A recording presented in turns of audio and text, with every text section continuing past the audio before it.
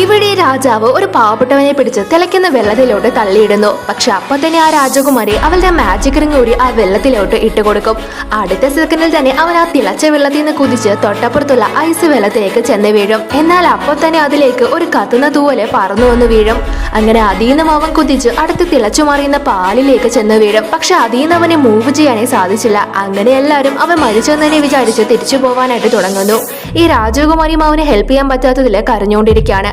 പക്ഷെ പെട്ടെന്ന് തന്നെ മുകളിൽ നിന്ന് ഒരു കുതിര പറന്നുപോയി ഒരു സ്പെഷ്യൽ പൂവ് ആ കുടത്തിലേക്ക് ഇടുന്നു. ഉടനെ തന്നെ ഇവൻ മുകളിലേക്ക് ഉയർന്നു വരികയും ചെയ്യും.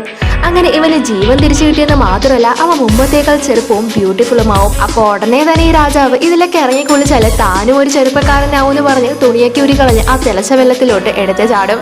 പക്ഷെ അയാൾക്ക് മാജിക് റിംഗ് നിറഞ്ഞു കൊടുക്കാൻ ആരും ഉണ്ടായിരുന്നില്ല. അതുകൊണ്ട് തന്നെ അയാളിപ്പോൾ ഒരു ബബിളിലായി ആകാശത്ത് പറന്നിളച്ചുകൊണ്ടിരിക്കുകയാണ്. ഈ ചെറുപ്പക്കാരൻ ഇവിടുത്തെ പുതിയ രാജാവും.